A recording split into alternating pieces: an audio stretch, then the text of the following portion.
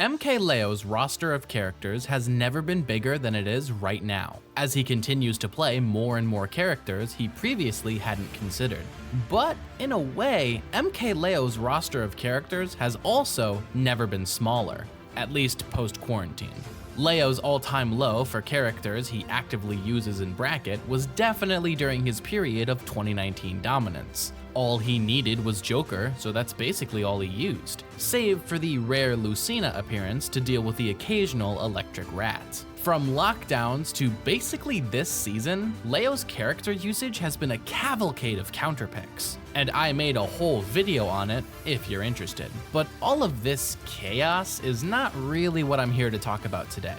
2024 MkLeo is very much a Joker main. With other characters, sure, but they're less like secondaries or co-mains and more like matchup-specific counterpicks. And even then, those counterpicks are quickly declining, even for Joker's worst matchups. MkLeo's last set against Shiny Mark's Pikachu at the second Luminosity Smash Invitational saw Leo go solo Joker, and that was a 3-0 sweep. Compare that to their set at the S Factor 11 pre-local, which had Shiny Mark taking it over Leo's attempted Aegis counterpick. Leo's last few sets against Sonics saw him go mostly Joker, and even in the sets where he attempted to counterpick to Meta Knight, Leo eventually swapped off of him and back onto Joker. And the days of Leo going Aegis, or especially Corrin against Sonic players, are long gone. Even the Byleth, a character once considered Leo's main, has seen a massive decline of usage. The last few times he's gone Byleth at Majors, counterpicking Light's Fox and Nicola's Steve, Leo didn't take the set in the end. The last few times that Leo has successfully counterpicked in recent memory was his time in Japan, which saw Meta Knight take several essential sets, and at the Throne too, where Leo went Aegis against Drivy's Pichu. And even then, Leo went Aegis after losing Game 1 with Meta Knight. 2024 MkLeo is a Joker main, maybe with a Meta Knight secondary. The days of him picking a random character we've never seen before and winning ranked sets with them seem almost over. And so hopefully you see what I mean when I say that it feels as though his actual roster, characters that he could win a major set with, is smaller than it's been in years. Or at least, that would be the case if it wasn't for what happened last weekend. MkLeo, in the most MkLeo move that MkLeo has ever MkLeo'd, decided to show up to a C-tier tournament in Mexico called Warlock Secret Village, piloting a character we all thought he had dropped. A character that has not won a ranked set in what feels like forever. A character that was once considered Leo's main. That's right, Leo entered this tournament going solo Byleth. And this tournament wasn't filled with slouches. Most notably, Spargo and Gilhu were both in attendance, as well as a lot of other killers you'd know if you're more familiar with the Mexico Smash scene.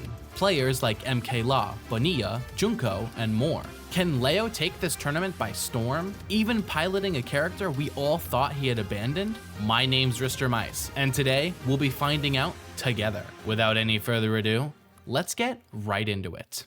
Naturally, the first and second seeds of Warlock Secret Village were Spargo and MkLeo, with Leo taking the spot of second seed. Pools for this tournament were round robin, and this is the only phase of MkLeo's bracket where character data wasn't reported. I tried to DM Leo to ask him if he did indeed go Byleth during all of pools, but at the time of this recording, I don't think he's even read my message. Anyways, as expected, Leo absolutely swept his pool, not dropping a single game to exit pools from winner's side top 32, where the bracket also became best of 5. Once here, MkLeo only had to win 2 sets in order to make it into top 8 winners. The first of these was a set against a Diddy Kong main named Bananacho, which ended up being a 3-0 victory. This set is particularly interesting as Diddy Kong is one of those characters that Leo has counterpicked before in the past, using primarily Meta Knight in pools of certain majors.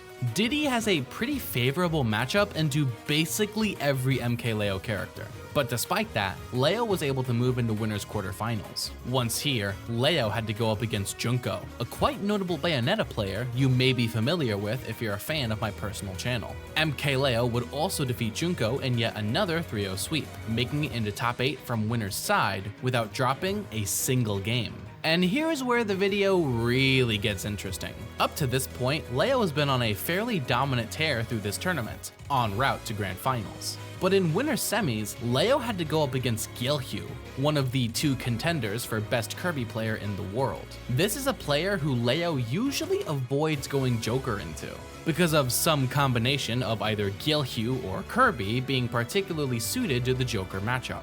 This is one of those rare cases where Byleth probably does better into this matchup than Joker, so without any further delay, let's see how it pans out. Tiny little hands, sure, but hey, that's really sense. How do you say moignon in English? I don't know. Stop. And all of this, unfortunately, but you know what, 34% and still counting. Oh, yes, that's full rate now. Will not be enough, unfortunately. Okay. Thanks to that Kirby can be played in tournaments. Yeah, that's the good one. Oh, That's another good one here, down there into down smash will be enough to get a kill. he's not letting up. Oh, and it dies at 60. You're not the only one, unfortunately, my guess tell you this is something. Oh, This is looking pretty dire here for gilu. Oh, and that's that's going to be enough. Yeah, All of this for that. Doctor doesn't kill. We're not kidding. I think now for sure you kill, but you don't need one. Okay, so what's the down smash? No, it was first epic. That's it. Okay, interesting. A big, Oh. the idea is better. Yeah, probably, but you know what, for now, he needs to think about the curve. Oh, This way! no. Please! Okay. 70%. As long as gilu can land a grab. Oh, He could make it, but he needs to land. That's all, just land! Oh, that not. Okay. okay. In the loop. The loop. Oh, he tried to go for the trip, didn't think he would get it on the first one. And that what? Take your time, do not take it, like, do not, like, resist to the pressure. Yeah. Oh, Wait, that's a oh. good way to resist the pressure. Oh. And that's another the better way. Let's see if he can, for now he's going for the bread and butter again. Yeah. And, like, again, calculating that he does have a lot of rate, so not trying to push his luck too much. 63% in the process, he will die, but he's still pretty far in the lead. Yeah. Leo has to go for the rare trio here. Can he make it? Oh my god. And ultimately, through a close Game 5 set, MkLeo actually lost to gilu. And though this wasn't a big upset within the context of the bracket, with gilu being the 3rd seed, this was still a big shock to many spectators, with MkLeo now being cast down into the losers bracket. On the bright side though, this means we get to see a lot more sets of Leo's Byleth. So, silver linings? Anyways, Leo's first opponent within the losers bracket was Bestia, an Ike main who had torn through the losers bracket on a pretty good run to make it here. In a battle of the 2 Fire Emblem bruisers, it's time to see which one would prevail. What does it cost? What does it cost? How many pesos? Anyway. Okay, center. And I'm throwing to fair again. Oh, and the snipe. Yeah. You don't do that against Not center, no. Cabron. Yeah. He's no man's way. Anyway. That's the stock. That's Yeah. Stay up. Clear up. Peace out. He's going to the first 2 anticipated.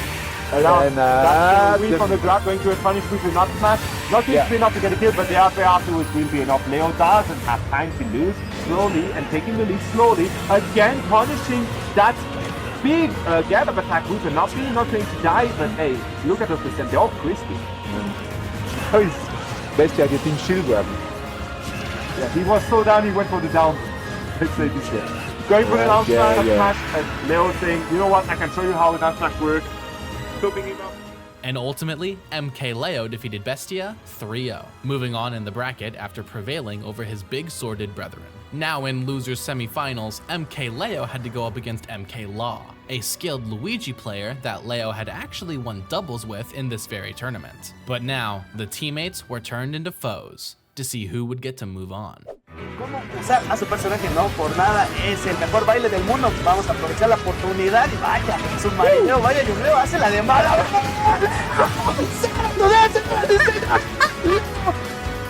Ya, pues ahora por ahí un poquito de mix-up, pero Leo ya lo está esperando. Lo conoce demasiado bien, de verdad. Sabe lo que va a hacer. Tremenda manera de cerrar el macho. Quien ahora está encontrando su entradita, pero le está costando bastante simplemente encontrar ese grado. Mientras tanto, aprovechando la oportunidad, como bien decían los de Monster Kingdom, se nos olvidó que teníamos algo por parte de Leo para llevarse ese primer stock. Sin embargo, tiene una gran desventaja en contra de Leo en estos momentos. 124%, ahora quería aplicarle la misma, pero por supuesto que Mouse es el maestro del mixeo. No termina por concretar, pero en estos momentos súper parejos los dos. Es más que suficiente para cobrar esa no stock por parte de Leo. Leo quería hacer la de Warlock, muy buen tecarrón, aprovechado la oportunidad, pero ojo, 1, 2, 3, más payaso. Por supuesto, el jogoleo por parte de Leo para culminar por ahí con ese backer para... Leo se aferra nuevamente también con uñas y dientes, es un hueso, no lo deja roer, y la dinastía, algo, ¿no es? And in the end, despite dropping a game, Leo defeated MkLeo 3-1. Debatably, this is another situation where Byleth might do better into this matchup than Joker does, since the commonly cited kryptonite against Luigi is range. Whether that's big swords, big arms, big legs, or, just Samus's entire being. Either way, MkLeo now advanced into losers finals to face gilu once again, who had just lost a Game 5 to Spargo. Will this run back go as long as their first set in winter semis? There's only one way to find out.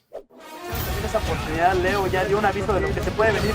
Agarramos el throw y con la sweet spot, nada más, señoras y señores, mandamos. ¡Qué explosivo de verdad por parte de gilu! Algo que parecía que se le comenzaba a salir de las manos, de pronto lo trae. Pero termina la opción por ahí de Leo, la flecha, pero Leo pues está haciendo también un trabajo bastante excepcional a pesar de la desventaja. Vamos a ver cuál de todas las maravillas, cuál de todo el arsenal que nos ha demostrado Tlatoani pueda determinar, aprovechando la oportunidad. Cuidado, down tilt, sabía que tenía que escapar de esa situación del edge trapping, 139%, y Leo simplemente sigue. ¡Wow! Estamos también en posición bastante incómoda, no hay que cogerlo y Gilkio nos da sueños y esperanzas. Parece ser que salía ya de manera bastante agresiva para intentar limpiarlo, sin embargo se incorpora pues de manera paciente, pero Leo es especialista en edge trapping. Aprovechando las oportunidades también, Leo hace muy buenas lecturas y el backer fue todo. No nos aferramos. Hubiera sido... And ultimately, MkLeo won the run back against gilu 3-1, advancing into grand finals from loser's side to face off against the 1 seed, Spargo. Now, in this grand finals, something interesting happened. Spargo stuck to solo Roy. Now, this wasn't for the whole tournament like Leo was doing with Byleth, since Spargo had been going mostly solo Cloud until grand finals. Perhaps Spargo was fine with going secondaries only with Leo? Perhaps he wanted to train up his Roy? Perhaps he didn't want Leo to figure out his Cloud more than he already has. Whatever the reason may be, we're in for a Spargo-Leo Grands with solo Byleth and solo Roy, which we've never seen before from these two players. And so, it's time to find out which one would become your champion of Warlock's Secret Village. Toma la situación de la ventaja, lo tiene contra las cuerdas, pero Spargo se estaba incorporando solo para recibir ese castigo por parte de Leo, quien se lo termina por llevar con ese Ner, y ahora con ese side B, simplemente no lo deja regresar, y fue más, pues tiene una muy buena ventaja, ya lo tiene también en números rojos, así que esto se ve complicado para Spargo en estos momentos, y termina por llevárselo con ese muy tryhard, nada chill. Entonces, pues creo que de hecho le está haciendo bastante bien. Sin embargo, sí estamos viendo un Leo bastante que viene con todo. Él vive en el futuro, él vive en el año 2034. ¡Wow! Porque Java Backer, como bien lo decías, 120 a 109 en los porcentajes. Estamos viendo un estado de locura. Exactamente, Java Fer también lo variamos, pero Leo también con los Fers muy buenos y favorecedores para él en este momento, hasta 77% sin haber recibido un golpe. Y ahora sí, dice Leo, aquí va la mía, reseteando neutral una vez más. Veamos quién lo rompe con ese backer. Leo. Como bien lo decías, vamos a ver esa oportunidad. 111%, 1-1-1. Vámonos con el Fer. Nos sentimos Mario con el 64. Y vaya Upper. Para irnos al siguiente set. Y pues veamos Spargo. Chin de cojones. Exactamente, 94% Spargo. La está viendo muy La repestada, teniendo la situación del scrapping que como le encanta, y es que mira nada más, está consiguiendo 66% nada más de puro castigo ahí, ahora lo está extendiendo y además continúa y está a punto de irse porque Leo está muy explosivo en estos momentos y pues tener un juego en contra ya es ventaja para él. Terminando de completar 146%, Leo aferrándose como siempre, esa primera stop, quiere rascarle, quiere hacer el más cubo posible y Sparrow. Y venga, el error, veamos qué tan caro le sale en estos momentos. Leo esperando es que es especialista de verdad en cazar todas esas opciones, está intentado para llevarse el juego en medio. Y nos vamos a ir ya a mimir tempranísimo, o entre comillas, porque ya de madrugada, el querido tiparense logra despertar, pero Leo Situation es el número 3. Funcionó. Voy a dar y efectivamente le diste los poderes a tiparense, Armadeo. Venga, por supuesto, ahora con 106% veamos si logra traerlo de regreso. Porque And in the end, MkLeo defeated Spargo twice. First in a 3-1 set and then in a 3-0 sweep during the reset. With this, MkLeo became your champion of Warlock Secret Village over the frontrunner for the best player in the world, doing so with solo Byleth. We haven't seen MkLeo use this character very often this year, and the times we have, he basically hasn't won any sets with him. Sometimes taking games off the likes of Akola and Light, but not quite going the distance. At this Mexico C tier, however, nothing stood in Leo's way, except for a little pink puffball that was dealt with in due time. Does this mean that MkLeo is going to go Byleth more at Majors? Well, maybe. To be frank, we're not entirely sure why Leo went solo Byleth here. Or at least I'm not, because, you know, the message thing. Did he want to improve it for when he faces Light again? Did he not want Spargo to figure out his Joker more than he already has? Did he just find Byleth more fun or more on during this particular tournament? Who knows, really? All I can say with certainty is that Leo's Byleth is always a treat to watch. While he'll always be famous for Joker, Byleth is Leo to me. He pioneered this character, believed when no one else did, and took him to heights that no one else could. And for Leo to continue this character's legacy in competitive Smash just feels right. For now, I've been Mr. Mice, and thank you all so very much for watching.